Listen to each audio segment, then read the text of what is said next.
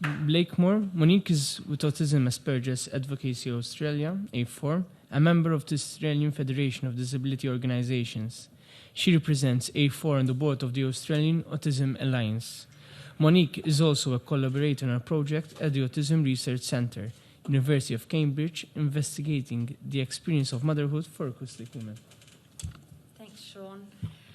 I've been sitting here and all of a sudden I'm being confronted with an Apple PC, and it's very different, and it's kind of like autistic people dealing with non-autistic people, that we're kind of the same but we're not really. We've got different operating systems. Neither one of them is defective, we're just different.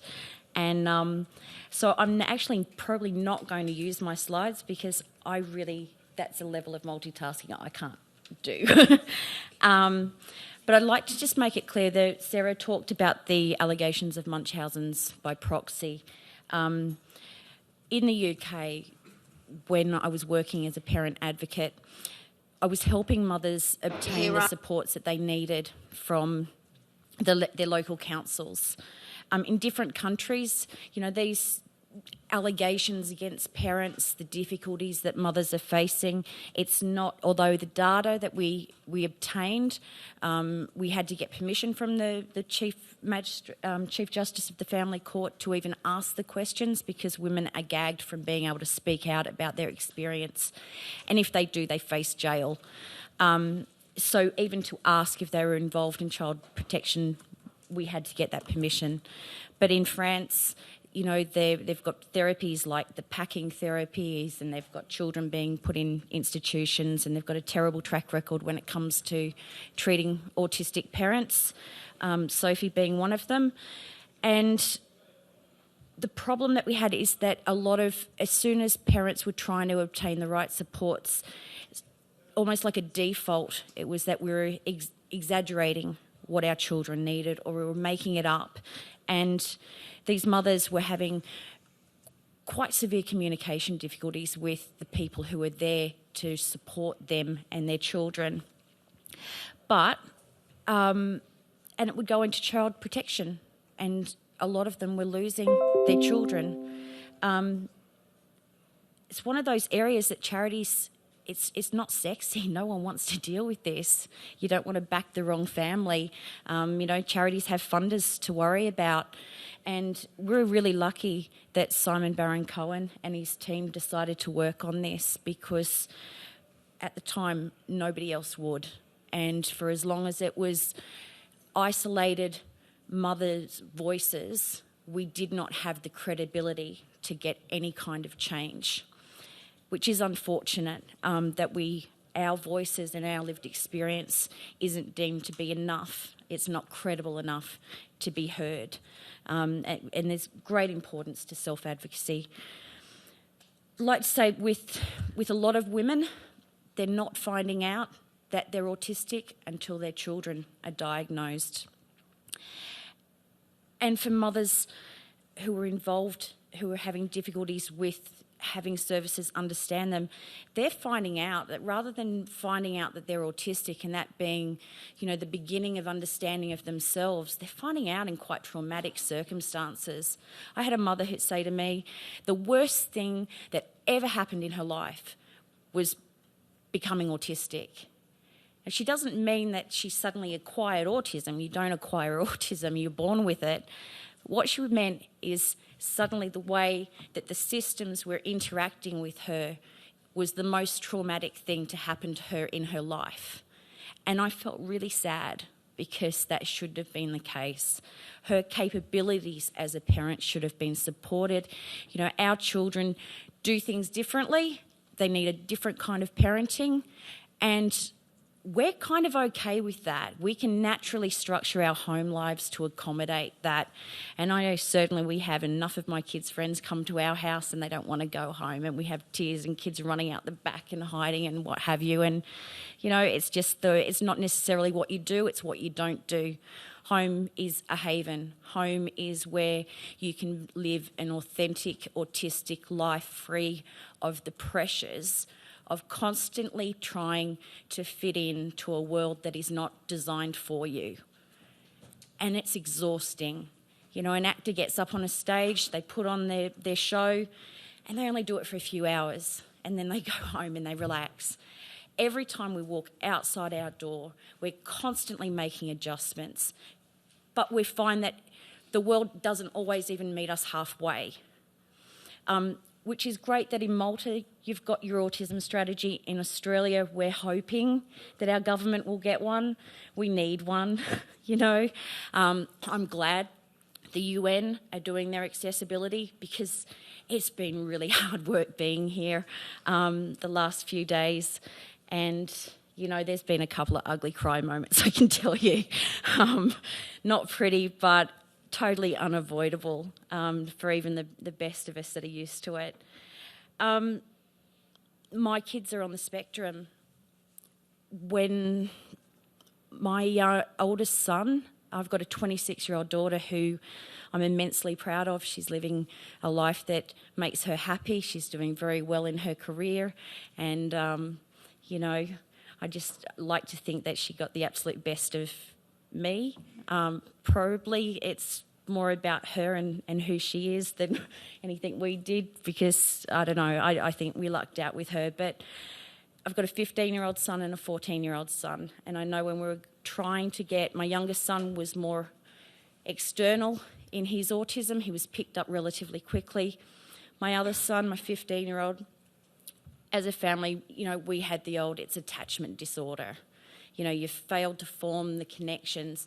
For our family, we had the benefit of already having professionals coming into our home, knowing us, knowing the way we parented, and they advocated for us. And I think that every mother should have an advocate beside her whenever there's concerns about her family and her capacity to parent. She should be given support. But very rarely does adult services come and work alongside children's services where there's concern for the children. You know, children have the right to be living, you know, free of abuse and neglect, but you know, it's the worst abuse that you can inflict on a child is to remove them from a loving family with people like them. And based on neuronormal narratives of how we should exist, it's not right. I have to, because whenever you talk about men, you have women, you have men who say, what about us? So I'm going to just say we have a lot of fantastic autistic dads, and there's been some recent research about neuromixed relationships, and which kind of said what the community already knew, that, you know, online forums can be really destructive. The neurotypicals, the non-autistic people, they like to pathologise and they attribute negative aspects of their relationships to autism rather than looking at the person as an individual. Professionals really need to be monitoring for signs of abuse where one partner is autistic, because it can be really quite difficult. These women can use their dad's diagnosis in child custody cases, and again, sometimes dads won't parent necessarily like a mother, but probably nor should they. They do it differently. I know if you have a look at the photos, there's lots of kind of parallel play. You've got one son on his tablet, his dad on a book. It's parallel play. That's an autistic way of doing things. It's the way we do it. We can share our stims. There they are with fidget spinners. Autistic life is a natural component to society, and it's one that should be respected. I'm going to play, very, very aware of time, I'm going to play a video of a mother that I was supporting. If you take offence to swearing and you want to complain about that after watching this video, I won't say I won't judge you, because I probably will, because this was taken when Kellie had gone to court. She had no legal representation. She wasn't allowed to take an advocate into the courtroom. She was given a judgment and asked to go across the road to a cafe to read the judgment. And it was in a busy cafe that she learnt that her children were going to be adopted. Hereafter, i.e. after the expiry of the appeal time limited, I set this out clearly for the benefit of the mother because she does not have legal representation. He wants me to appeal. He wants me to take it to the... Right, why do I think that these people are on my side? Why do I think that these people know that the system is fucked and they're fucking hoping to God I find the keys? Why do I feel like I've been put in a situation... It's like that, the guy who comes out and serves me says, Kelly, you have no idea. 30 years we've waited for someone like you. 30 years and nobody's had the balls like you. So why does it fit? He's actually... Right, and I haven't got this RB thingamajic. Can you go online and find this RB thingamajig in a minute? Because this hearing proceeds on the basis recommended by blah, blah, blah, blah, following written evidence and submission without oral... I don't understand.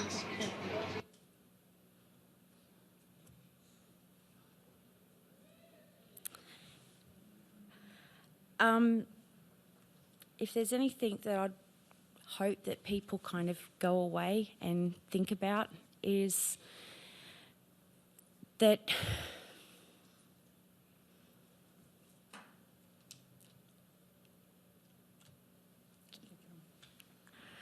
articulate doesn't mean non-disabled. You know, we have been struggling to survive under a medical model of disability. We went to the other extreme, talking about a social model for disability, and what we're asking you to frame is a social relational model, which says we can experience social breakdowns from the societies we're trying to live in. We can be capable. We can all achieve our own individual best, whether that means this week we didn't self-injure, and next week it means that we were able to keep all the balls in the air for a week without a meltdown. But it also means we have needs. We have real legitimate needs. And we're asking society to get past their bias, thinking that if you don't sound disabled, if you don't look disabled, you're not disabled. Vice versa, if you sound and look disabled, you're incapable. We can hold all of these dichotomies in our minds at the same time, and service models need to be based on that. It can't be based on subjective observation, and we need to listen to these lived experiences to shape our social structure. in the UK, there's a psychologist who's giving a masterclass in fabricated illness. And in her masterclass, one of the reasons for why a woman would fabricate her child's illness, she says, is the mother's autism spectrum disorder. Now, if you replace autism with the name of any other minority group, people would be up in arms. And instead, councils are paying this person to say this about us. And these are the councils that are taking the children away. And this slide is actually from her PowerPoint presentation. And you can see it clearly right there.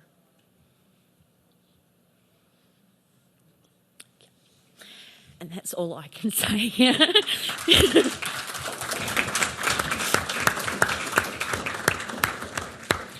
Thanks, Monique, and thanks all to the speakers. It was simply amazing to hear from autistic madams themselves and how good it is to have research at last.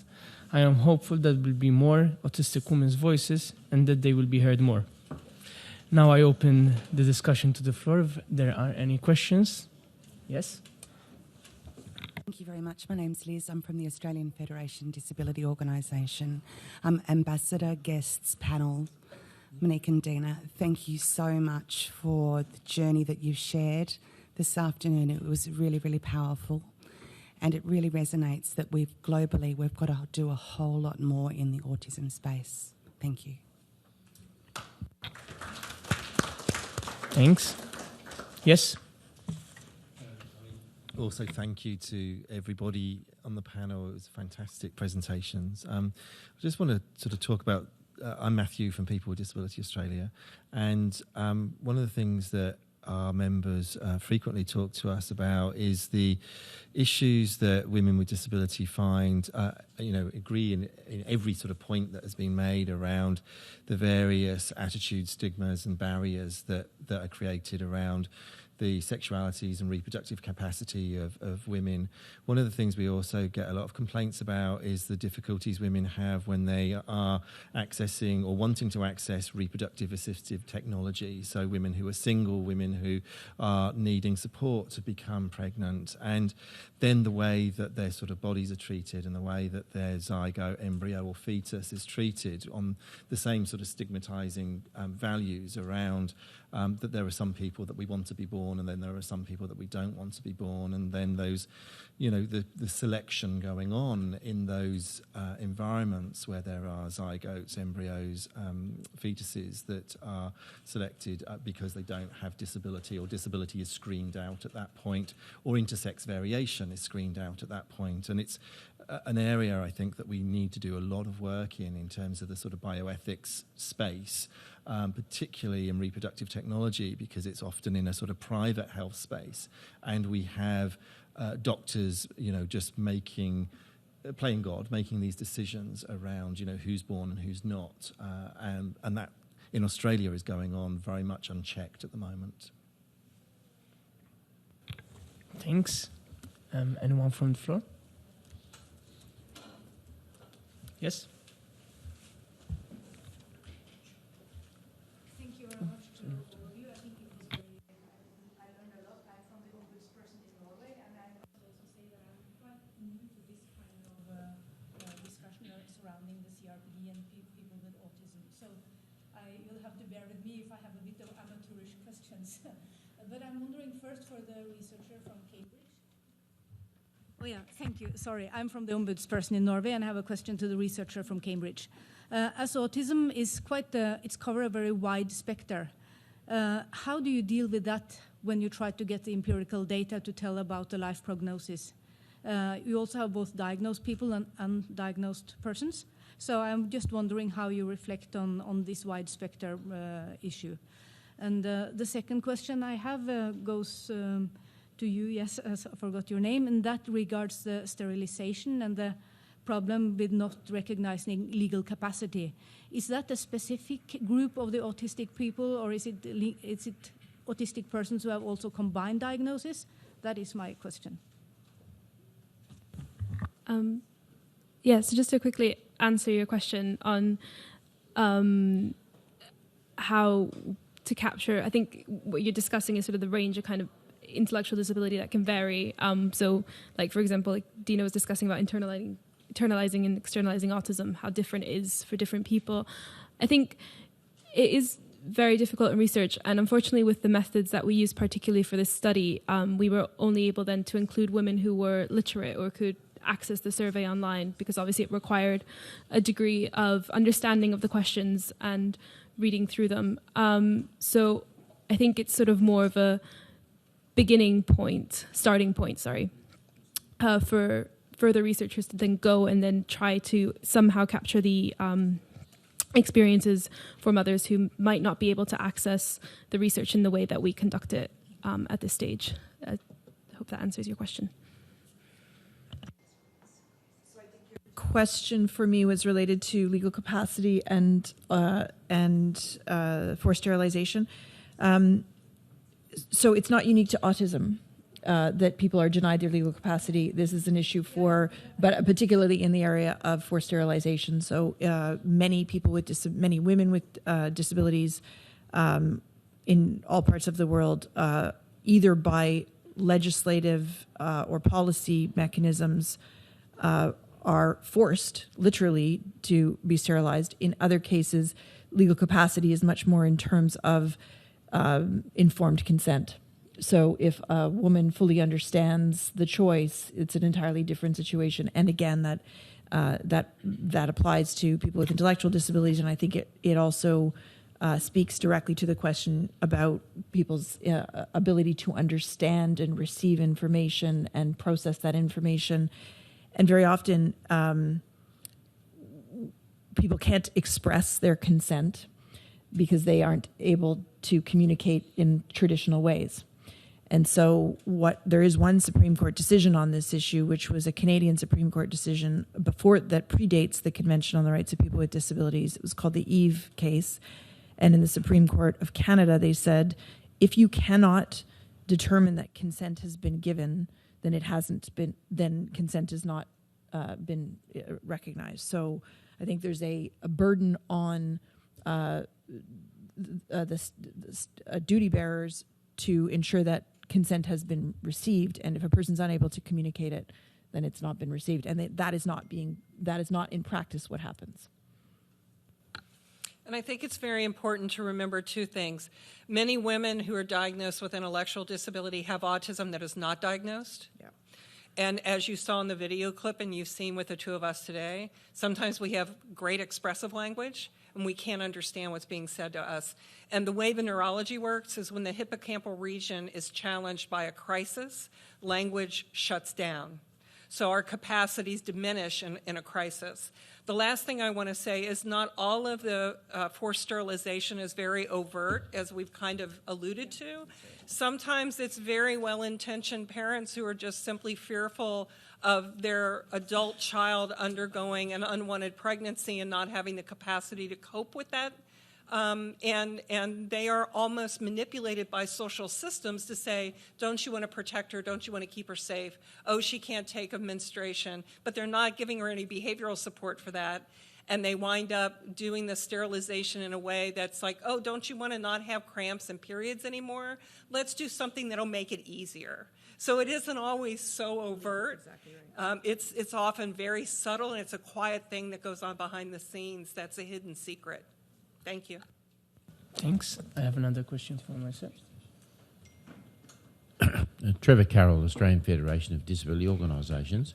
It's not a question, it's more a comment. First of all, I'd like to congratulate all the panellists, but in particular I would like to congratulate the organisers of this event, because by far it's the best structured side event that I've attended in the whole 3 days I've been here. I mean, it built to an amazing climax.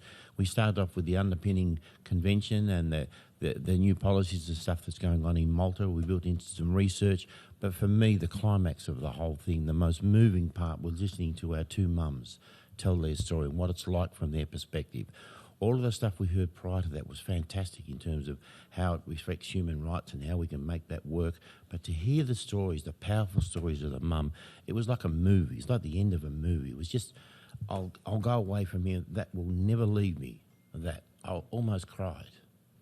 Almost cried. It was really hard not to. Thank you very much, ladies. Thank you very much, ladies. Thank you for the organisers. That was absolutely brilliant the way it was structured. Congratulations. Well done.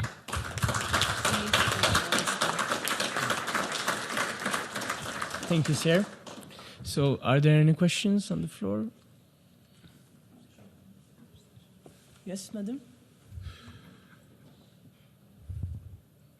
Yes. Okay, hello, my name is Heidi. I'm from Women with Disabilities Australia. Thank you to everyone, that was amazing. My question, to start with, I'll mention that I'm part of a project where our intention is to provide women with disabilities of all types of disabilities with resources on their rights around things like lots of things, but one of the areas is things like contraception, sexual and reproductive health, and rights to do things like be a parent and choose whether to have contraception and things like that. And I guess my question is, it's a fairly broad question, but feel free to answer it however you like. How do you think is the best way to do that, and what types of information are most needed when we know that people, of course, have those rights, but I guess how do you tell a woman with autism, for example, that she has a right to be a parent when you know that also there is that risk that governments will try to take children away? I think that really, it starts with schools.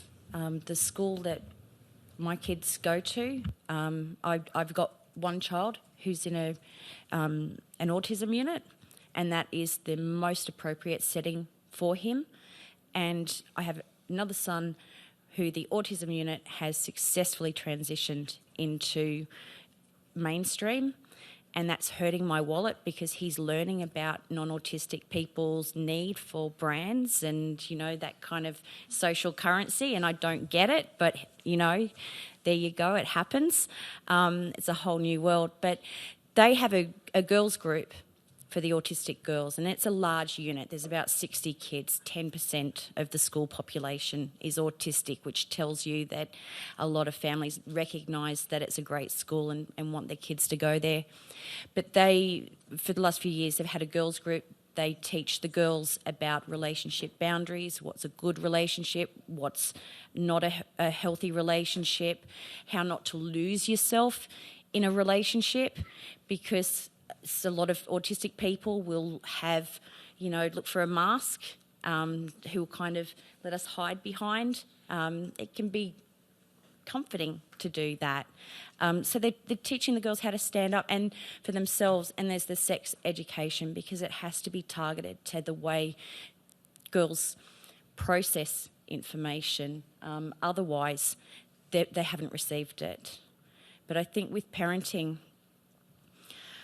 the way we are doing it with our kids is we don't know how they're going to grow into their autism. We don't know what, you know, potential can't be measured.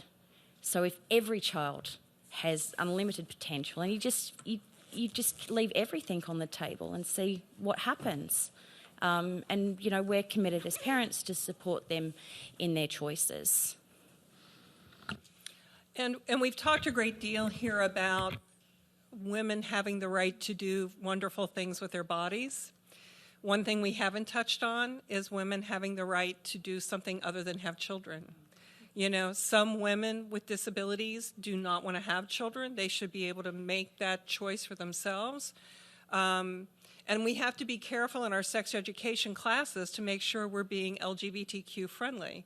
You know, how many of you in this room would initially think it was perfectly okay to teach a child that holding hands in public is okay? But if you're gay, can you do that? It's very risky, right? So we have to be sure that we recognize sexuality takes many different manifestations. And as I had one colleague who's a mother of 2 children who has now transitioned into being a dad. He went over 20 years without getting the gender change surgery he wanted, because every time he approached a surgeon, they said, "Oh, you're just confused because you're autistic." And he endured far too many years of depression and anxiety because that need was not being properly addressed. So when we talk about controlling one's body and making one's choices, we need to be very careful that we're remembering the entirety of the sexual expression in our world. Happy Pride, by the way. Thank you. If there are no questions left, I would like to wrap up. But before I wrap up, I want to say a big thanks to Dr. Elsa De Gaetano for making this possible, for your technical advice and assistance. Thanks. I would like to thank His Excellency Ambassador Carmel Anguanes, all the speakers, and all of you who have attended today's event. Leave no autistic mother behind. Autism and Motherhood, Experiences, Challenges, and Positive Strategies, COP's 12th side event. I would like, before I conclude, to thank the organizers, the Government of the Republic of Malta, and the UN Department of Economic and Social Affairs, our co-sponsors, the Australian Federation of Disability Organisation, Autism Research Centre, University of Cambridge, Department of Disability Studies, University of Malta, Inclusion International, International Disability Alliance, Autism Advisory Council Malta, Commission for the Rights of Persons with Disability. And a big thanks goes for our captioners and our sign language interpreters. Thanks and good evening.